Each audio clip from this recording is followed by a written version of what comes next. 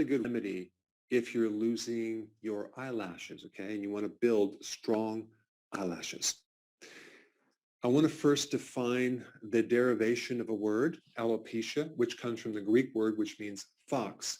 Apparently, the ancient Greek foxes often lost their hair due to mange, okay? Now, mange is a condition where you have these mites, okay? They're microorganisms that are affecting the hair growth. So if a fox has mange, they have these patches of hair loss, okay? And that comes from a mite. Now, on our bodies, we also have mites that live within our friendly bacteria, okay?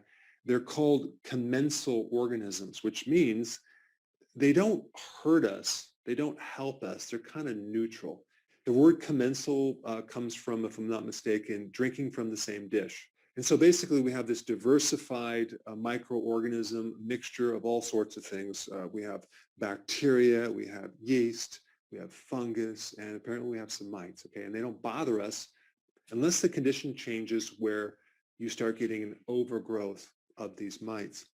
And it just so happens they live in the hair follicle, and they also live on your skin.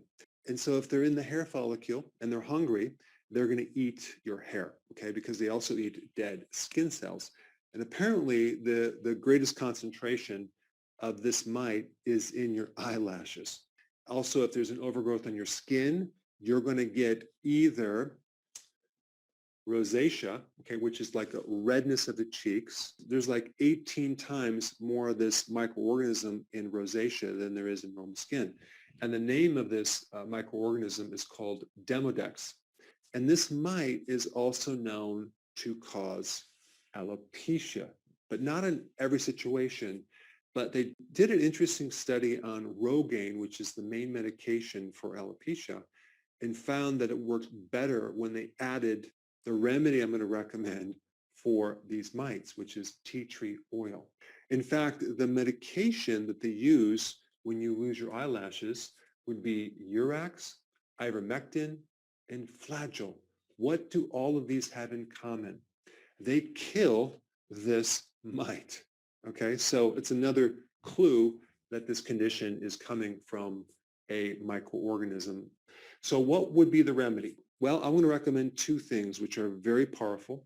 One is tea tree oil, and the other is castor oil. Both of these are antimicrobial, and both of these will kill this mite. Now, there's a couple things you need to know about this.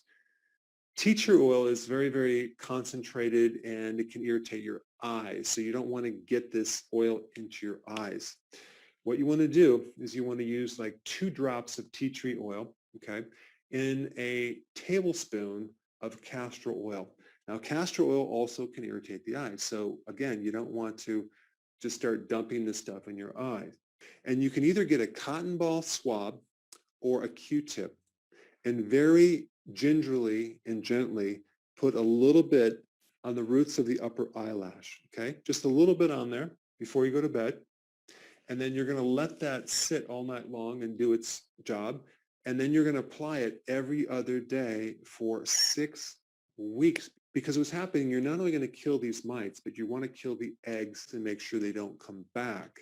The advantage of this remedy is that there's very minimal side effects compared to this remedy right here. And of course, check with your doctor before applying any of this information.